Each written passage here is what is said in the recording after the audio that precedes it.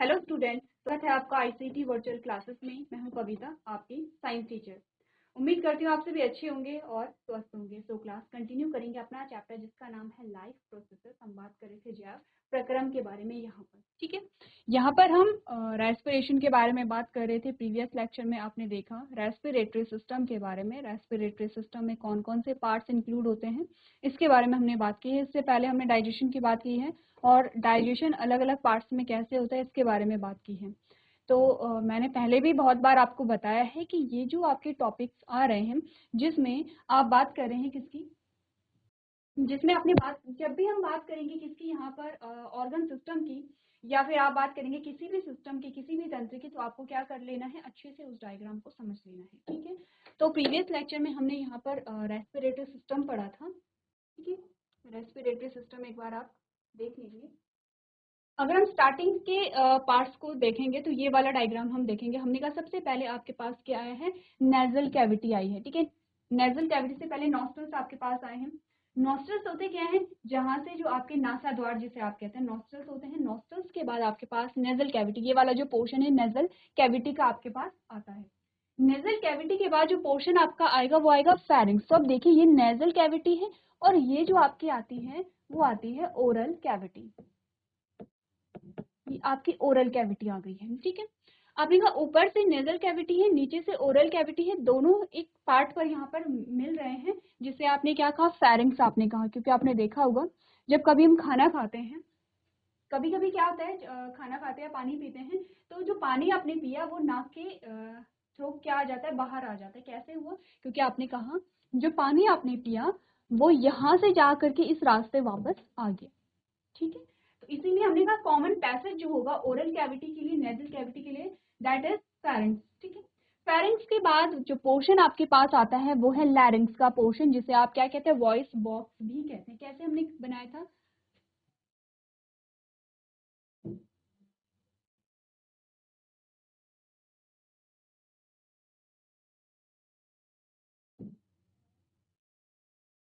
आपने कहा ये वाली जो कैविटी है ये नेजल कैविटी होगी, ठीक है, नेजल कैविटी है। नेजल कैविटी के बाद आपने बात की है यहाँ पर फेरिंग्स की, ठीक है। फेरिंग्स के बाद आपके पास यहाँ पर आया लैरिंग्स। तो जहां पर आपके पास लैरिंग्स आया है, क्योंकि हमने प्रीवियस लेक्चर में जो यहाँ पर पार्ट्स थे वो अच्छे से यहाँ पर एक्सप्लेन किए हैं। आपने कहा ये जो नीचे की ओर पीछे की ओर जो यहाँ पे नली जा रही है ये क्या है, फूड पाइप की है, ठीक है। यहाँ पर फूड पाइप है, इसके बारे में हम डिस्कस नहीं करेंगे, हम डिस्कस करेंगे यहाँ पर। आपने कहा ये वाला जो पोर्शन है इसे आप कहेंगे लैरिंग्स, और लैरिंग्स पर एक इस प्रकार से स्ट्रक्चर बना हुआ है जिसे आप वॉइस बॉक्स भी कह रहे हैं, ठीक है। लैरिंग्स को आप क्या कहते हैं, वॉइस बॉक्स भी कहते हैं। इसे आप कहते हैं ग्लॉटिस, और ग्लॉटिस के ऊपर एक ढक्कन लगा होता है जिसे आप कहते हैं एपिग्लॉटिस, ठीक है। इतनी बात क्लियर है। अब क्या फंक्शन होता है ग्लॉटिस और एपिग्लॉटिस का, हमने कहा कि यहाँ पर आपको बहुत बार कहा जाता है जब आप खाना खाते हैं तो आपको बात नहीं करनी चाहिए। क्यों नहीं करनी चाहिए, क्योंकि ये है आपका फूड पाइप, ये है आपका फूड पाइप, और इसके बारे में जो हम बात कर रहे हैं ये आपका विंड पाइप है, ठीक है। ये आपका विंड पाइप है। अब होता क्या है, आपका जब आप क्या करते हैं, जब आप सांस ले रहे होते हैं तो आपकी जो फूड पाइप है वो यहाँ पर क्लोज हो जाएगी, ठीक है। वो यहाँ पर क्या हो जाएगी, क्लोज हो जाएगी। और जब आप खाने को निगल रहे होंगे तब आपकी विंड पाइप यहाँ पर क्लोज हो जाती है। इन केस अगर आप क्या कर रहे हैं, बातें कर रहे हैं, तो आपने कहा ये भी आपकी जो पाइप है ये भी ओपन रहेगी, ये भी ओपन रहेगी, तो खाना क्या हो सकता है, आपके विंड पाइप में आ सकता है। और जब विंड पाइप में आपको खाना आता है तो आपको क्या, खांसी होने लगती है, आपने देखा होगा, ठीक है। तो इसीलिए कहा जाता है कि जब आप खाना खा रहे हैं तब आपको क्या करनी है, बातें नहीं करनी चाहिए, ताकि आपका जो फूड पाइप है वो क्लोज रहे। आपका जो विंड पाइप है वो क्या रहे, वहां पे क्लोज रहे। जब आप खाने को निगल रहे होंगे विंड पाइप वहां पे क्लोज होना चाहिए, जब आप सांस ले रहे होंगे तब आपका फूड पाइप क्लोज होना चाहिए। इतनी बात क्लियर है। तो एक ग्लॉटिस है, एपिग्लॉटिस है। इसके बाद हमने क्या बात की थी, इसके बाद हमने बात की थी, हमारे पास क्या आया था, आपने कहा कि ये वाला जो पोर्शन है, लैरिंग्स के बाद वाला जो पोर्शन है आपके पास ट्रेकिया का आ गया है, ये आपके पास ट्रेकिया आ गया था, ठीक है। और ट्रेकिया में हमने कहा इस प्रकार के कुछ रिंग जैसे बने हुए हैं,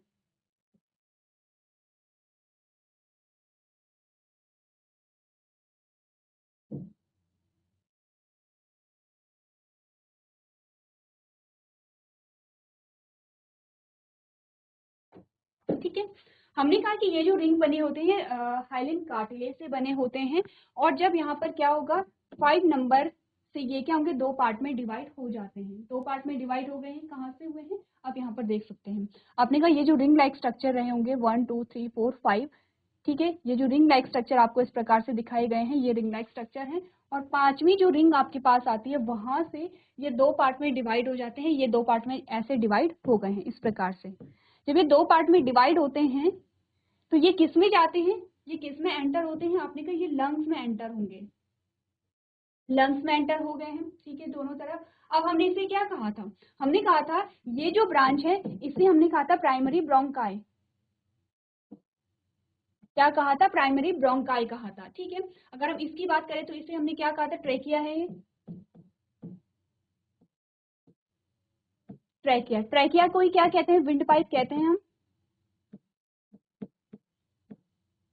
जैसे कि आपकी फूड पाइप होती है वैसे ही विंड पाइप होती है। विंड पाइप को आप फील कर सकते हैं, ये वाली जो पाइप आपकी होती है विंड पाइप हमारी होती है। इस पे आप अगर फील करेंगे तो आपको ये जो रिंग जैसे स्ट्रक्चर मैं आपको दिखा रही हूँ ये आप फील कर सकते हैं, ठीक है। चलिए इतनी बात तो हमने कर ली थी। अब आपने कहा जो प्राइमरी ब्रोंकाई है, प्राइमरी ब्रोंकाई से क्या बने हैं, यहाँ पे सेकेंडरी ब्रोंकाई बने हैं, सेकेंडरी ब्रोंकाई से टर्शरी ब्रोंकाई बने हैं, और इस प्रकार से यहाँ पे क्या हुई, जो डिवीजन है वो होते रहे, ठीक है। और एट लास्ट हमारे पास जो डायग्राम आया था, एट लास्ट हमारे पास जब हमने लंग्स का डायग्राम देखा था तो हमने कहा ये ट्रैकिया है,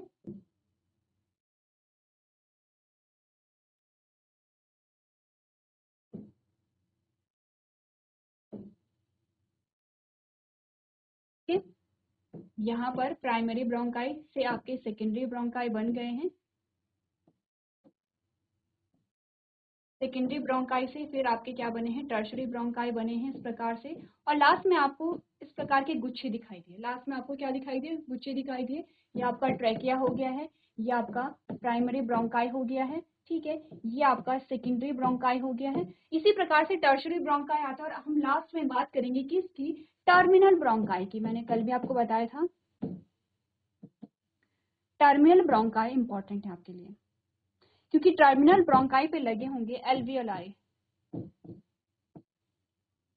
क्योंकि टर्मिनल ब्रोंकाई पे क्या लगे होंगे, एल्वियोलाई लगे होंगे। एल्वियोलाई क्या करते हैं, यहाँ पर गैसेस एक्सचेंज में मदद करते हैं।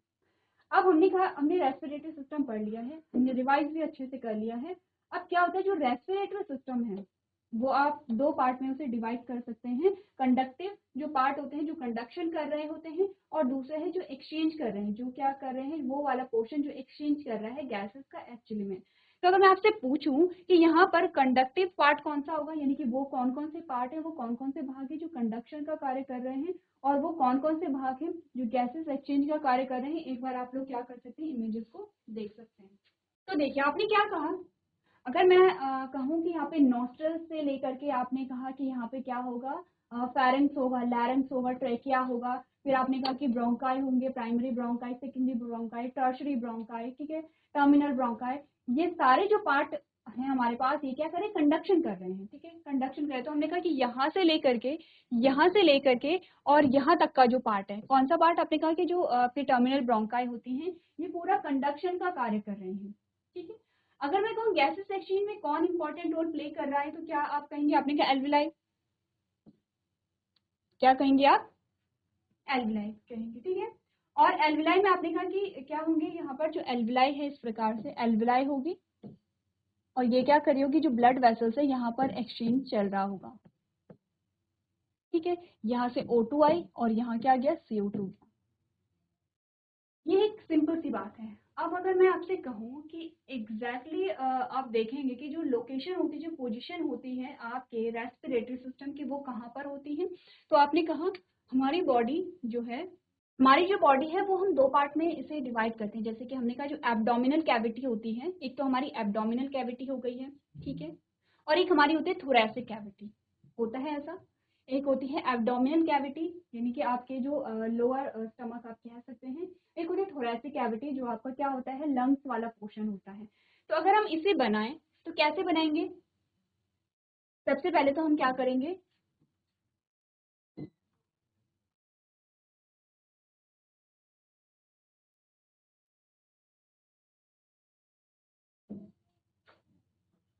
सबसे पहले तो आपने क्या किया, लंग्स को बना दिया, ठीक है। अब आपने कहा कि आपके यहां पर आता है आपका डायफ्राम, क्लियर है, ये आपका डायफ्राम है। डायफ्राम का भी क्या होता है, आपने कहा कि जब आप इनहेल करते हैं और एक्सहेल करते हैं तो डायफ्राम पे भी इसका कोई ना कोई इफेक्ट पड़ता है, जैसे कि डायफ्राम जो है वो नीचे की ओर झुक जाता है, डायफ्राम ऊपर की ओर उठ जाता है, इसके बारे में बात करेंगे। आपने कहा ये डायफ्राम है, इसके नीचे वाला जो पोर्शन होगा उसे हम एब्डोमेन कैविटी कहते हैं, इसके ऊपर वाला जो पोर्शन है उसे हम कहते हैं थोरैसिक कैविटी। क्या कहेंगे उसे, थोरैसिक कैविटी कहेंगे। अब जो थोरैसिक कैविटी होती है वो कुछ इस प्रकार की होती है, देखिए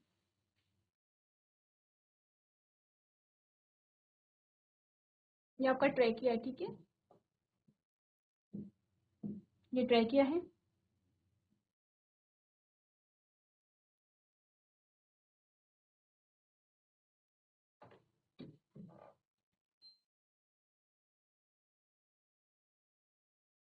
यहाँ पर जो मैंने कवरिंग अभी आपको बनाई है, जो बैग जैसी कवरिंग है, इसे हम कहते हैं थोरैसिक कैविटी, ठीक है। यहाँ की लेवलिंग में हटा रही हूँ क्योंकि इसे हमने प्रीवियस लेक्चर में डिस्कस कर लिया है। इसे लिख लें, ये आपके पास पूरी आती है थोरैसिक कैविटी।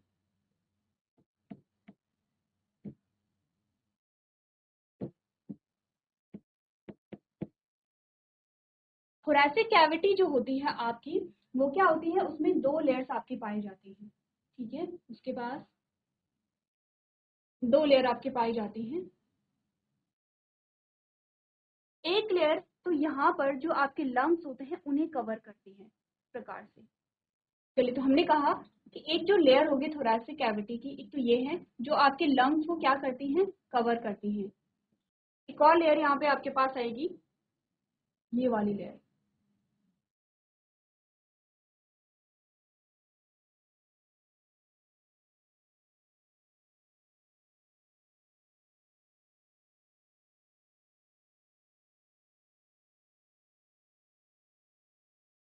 दोनों लेयर के नाम अलग अलग आपके पास आते हैं, ठीक है। चलिए, तो थोरैसिक कैविटी की जो लेयर आपके पास आती हैं उन्हें हम कहते हैं प्लूरा, ठीक है, प्लूरा कहते हैं। आपको दोनों जो लेयर है वो विजिबल है यहाँ पर। एक जो आउटर लेयर हमारे पास आती है और एक इनर लेयर आती है, तो आपने कहा क्योंकि हम इंटरनल जो ऑर्गन हमारे पास आते हैं, जो इंटरनल ऑर्गन हमारे पास आते हैं उसे हम क्या कहते हैं, विसिरल ऑर्गन कहते हैं। तो आपने कहा आपके जो लंग्स हैं वो क्या है, यहाँ पर विसिरल ऑर्गन है, ठीक है। तो आपने कहा कि जो यहाँ पर थोरैसिक कैविटी है, थोरैसिक कैविटी की जो लेयर है उसे प्लूरा कह रहे हैं, और थोरैसिक कैविटी की वो लेयर जो लंग्स को यहाँ पर क्या कर रही है, सराउंड कर रही है, लंग्स को कवर कर रही है, उसे हम कहते हैं विसिरल प्लूरा। क्या कहेंगे इसे, इस वाली लेयर को आप कहते हैं विसिरल प्लूरा।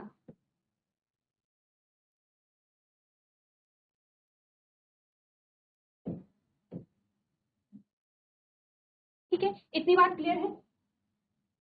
अब सेकेंड जो लेयर हमारे पास आती है, जो आउटर लेयर है, उसे हम क्या कहेंगे, पेराइटल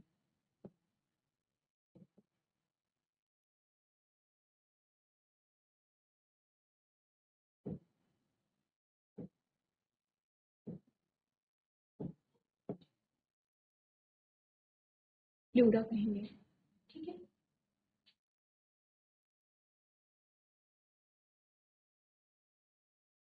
इतनी बात क्लियर है।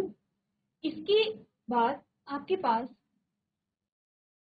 जो यहाँ पर आपने कहा विसिरल प्लूरा और पेराइटल प्लूरा, इसके बीच में जो आपको स्पेस दिखाई दे रहे हैं,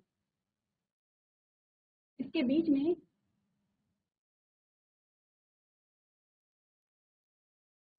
ये जो आपको स्पेस दिखाई दे रहे हैं, ये वाला पूरा स्पेस, इसे आप क्या कहेंगे, यहाँ पर एक फ्लूइड भरा होता है जिसे आप क्या कहते हैं, प्लूरल फ्लूइड कहते हैं।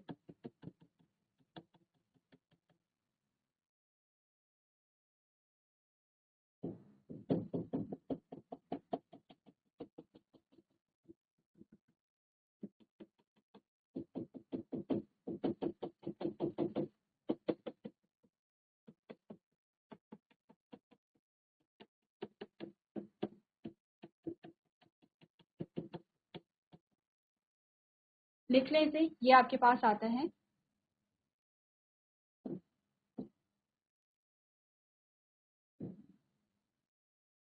प्लूरल।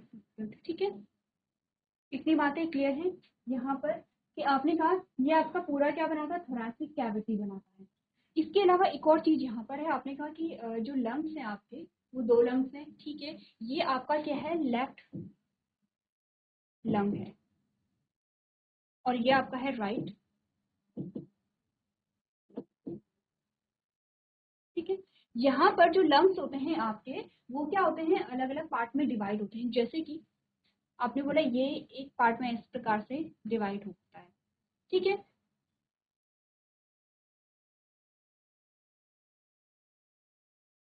पार्ट में डिवाइड होता है। इस पोर्शन को आप कहते हैं ऑब्लिक, यहाँ पर ऑब्लिक फिशर कहते हैं। लिख लें इसे, आप क्या कहेंगे,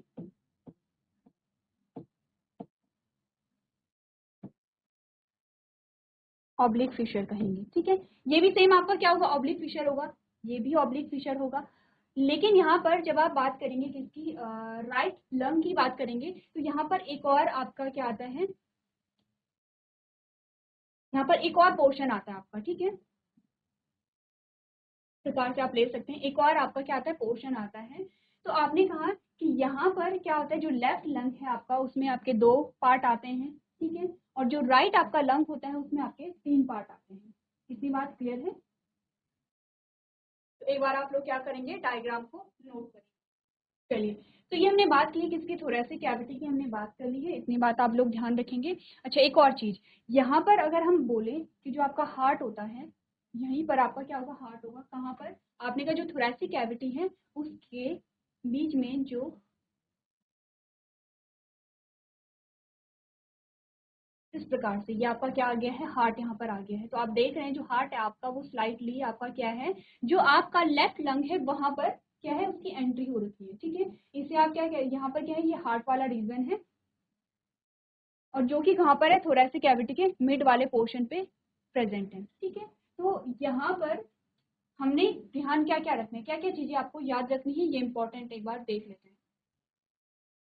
एक तो आपको यहाँ पर जो थोरैसिक कैविटी, हमने कहा पूरी थोरैसिक कैविटी, उसकी जो लेयर आपको याद रखनी है, जिसमें आउटर लेयर आपकी प्लूरा हो गई और इंटरनल जो लेयर हो गई है जो कि क्या करिए, लंग्स को कवर कर रही है, उसे आप विसिरल प्लूरा कहेंगे। ठीक है, इसके अलावा आपने कहा फ्लूइड यहाँ पे बीच में भरा होता है, तो फ्लूइड आपका क्या कहलाएगा, प्लूरल फ्लूइड कहलाएगा। ठीक है, इसके अलावा आपने कहा कि जो आपका लेफ्ट लंग होता है वो 2 पार्ट में डिवाइड हुआ, यानी कि 2 भागों से मिलकर के बना होगा, और जो राइट होगा वो 3 भागों से मिलकर के बना होगा। तो इस भाग को आप ऑब्लिक फिशर कहेंगे दोनों में, और यहाँ पर ये वाला जो भाग है इसे आप क्या कहेंगे, हॉरिजॉन्टल फिशर कहेंगे। इतनी बातें क्लियर है। अभी तक बहुत डिफिकल्ट चीजें हमने डिस्कस नहीं की हैं, सारी जो इजी है आपको ध्यान में रखनी है कि कौन कौन से जो पार्ट है वो यहाँ पर प्रेजेंट होते हैं। ठीक है, इससे पहले हमने बात कर ली है यहाँ पर। चलिए, तो प्रीवियस लेक्चर में हमने रेस्पिरेशन की डेफिनेशन को भी देख लिया था, इसी के साथ हमने जो है स्टेप्स भी देख लिए थे, रेस्पिरेशन के क्या क्या स्टेप्स यहाँ पे इंक्लूड होते हैं इन्हें भी देख लिया था। एक बार मैं आपको फिर से बता रही हूँ, जो रेस्पिरेशन है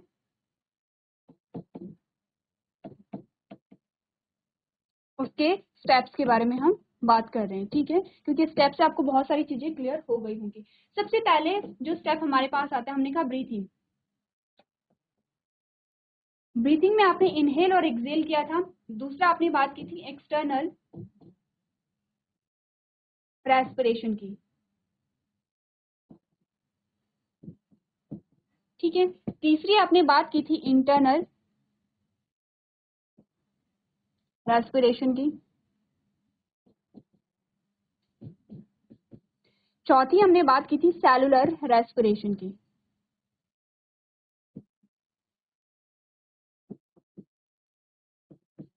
ठीक है, चारों स्टेप्स को हमने समझा था कि कहाँ कहाँ पे क्या क्या चीजें हो रही हैं, ये हमने समझ लिया था।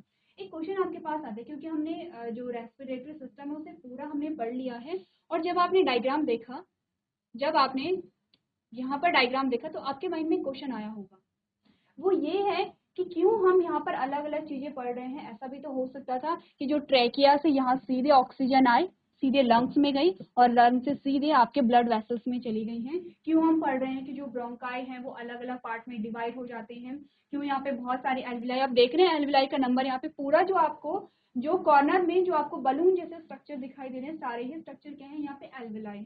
तो क्यों यहाँ पे एल्विलाई हम पढ़े, उसका सीधा सीधा रीजन ये है कि सरफेस एरिया को बढ़ाना। आपको याद होगा जब हमने बात की थी एब्जॉर्प्शन की, डाइजेस्टेड फूड का जब एब्जॉर्प्शन हो रहा था स्मॉल इंटेस्टाइन में, तो हमने कहा था कि स्मॉल इंटेस्टाइन तो वैसे इस प्रकार से हमने दिखाई थी, कॉइल दिखाए थे, लेकिन जब वहां पर बात आई थी एब्जॉर्प्शन की तो हमने इसी प्रकार से, जैसे कि इस वाले इस प्रकार से आपने क्या दिखाई थी, स्मॉल इंटेस्टाइन दिखाई थी। आपने कहा जो स्मॉल इंटेस्टाइन है उसमें इस प्रकार से फिंगर लाइक प्रोजेक्शन आ गए हैं और इसमें भी आपने कहा माइक्रोविलाई आ रही हैं, इसमें भी आपने क्या कहा, माइक्रोविलाई आ रही है, विलाई है और माइक्रोविलाई है। तो आपने कहा अगर आप इसका कंपैरिजन करेंगे इससे तो दोनों के सरफेस एरिया में ज्यादा सरफेस एरिया किससे है, आपने कहा विलाई वाला जो है, विलाई से ज्यादा आपने कहा जो माइक्रोविलाई आ रही है। तो सिंपल सी बात है, आपने कहा क्योंकि सरफेस एरिया बढ़ाना है, सरफेस एरिया क्यों बढ़ाना है, क्योंकि जितना ज्यादा सरफेस एरिया होगा उतनी ही वो ज्यादा गैस को क्या करेगा, वहां पे स्टोर कर सकता है, उतनी ही ज्यादा गैसेस एक्सचेंज की वहां पे पॉसिबिलिटी हो सकती है। इतनी बातें क्लियर है। तो अब हम क्या करेंगे, हमने इतनी बातें क्लियर है तो अब हम बात करेंगे यहाँ पर जो हमने रेस्पिरेटरी सिस्टम पढ़ा है उसे एक एक करके जानेंगे, एक एक करके उसके पार्ट्स के बारे में पढ़ेंगे, ठीक है। आपको पढ़ना सिर्फ इतना ही है, जो हमने डायग्राम बनाया है सिर्फ वही चीजें आपको पढ़नी है। उससे पहले आपको क्या करना है, जो रेस्पिरेशन के स्टेप्स हमने यहाँ पे डिस्कस किए हैं एक बार आप लोग उन्हें देख लेंगे। चलिए तो पढ़ लेते हैं एक एक करके रेस्पिरेशन के, रेस्पिरेटरी सिस्टम के पार्ट्स के बारे में हमने क्या क्या चीजें डिस्कस की हैं। ये आपके पास अलग अलग प्रकार का रेस्पिरेशन आता है, इसको हम बाद में डिस्कस करेंगे। सबसे पहले हमने कहा the human respiratory system is composed of a pair of lungs, these are attached to a system of tubes which open on outside through the nostrils, following are the main structure in the human respiratory system. आपको ये कहा गया कि जो respiratory system है वो वहाँ पे लंग्स से मिलकर के बना होता है और वहाँ पर क्या है, एक पाइप लाइक सिस्टम वहाँ पर बना होता है जो कि आपके नॉस्ट्रल से स्टार्ट होता है और आपके लंग्स तक फिक्स होता है। सबसे पहले नॉस्ट्रल्स के बारे में आपको कहा गया, आपने कहा there are two nostrils which converge to form a nasal passage. आपने कहा जो नॉस्ट्रल्स होती है, नॉस्ट्रल के बाद आपको नेजल पैसेज या नेजल कैविटी मिलती है। The inner lining of nostrils is line by a hair and remain wet due to the mucus secretion. आपने कहा कि जो आपकी नॉस्ट्रल्स होती है उसके अंदर आपको क्या मिलते हैं, हेयर मिलते हैं, छोटे छोटे फाइन हेयर मिलते हैं, इसके अलावा म्यूकस मिलता है। अब आपने जब पढ़ा होगा, जब हम पढ़ते हैं यहाँ पर इम्यून सिस्टम के बारे में हम बात करते हैं तो आप बात करते हैं कि आपके कुछ फिजिकल बैरियर्स होते हैं, कुछ केमिकल बैरियर्स होते हैं। जब फिजिकल बैरियर के बारे में बात करेंगे तब आप यहाँ पे नॉस्ट्रल्स के अंदर जो आपके हेयर होते हैं उनके बारे में आप बात करते हैं। The mucus and the hair help in filtering the dust particles out from the inhaled air.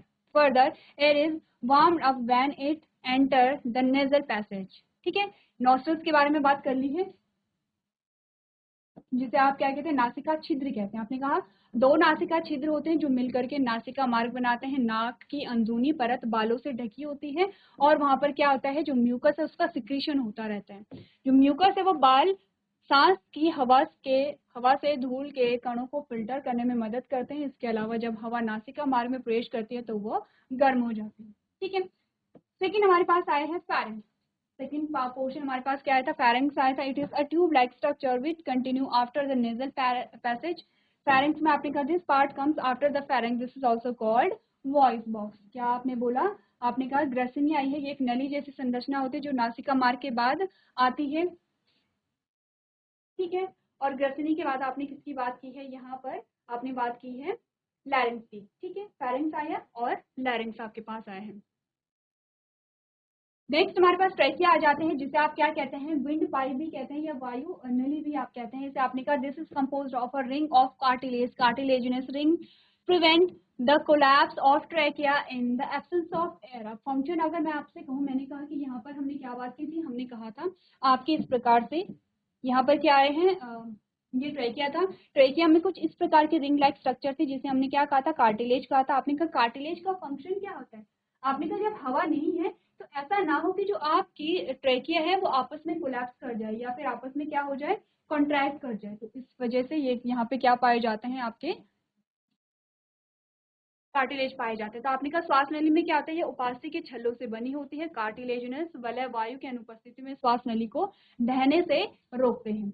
Next हमारे पास क्या आया था, ब्रोंकाई आया था। A pair of bronchi comes out from the trachea with one bronchus going to each lungs. आपने कहा जो bronchi होंगे उसका क्या था, श्वास नली से ब्रोंकाई एक जोड़ी निकलती है जिससे प्रत्येक फेफड़े में एक ब्रोंकाई जाता है। अब ब्रोंकाई के बाद आपके पास क्या आए हैं, ब्रोंकियोल्स आए हैं।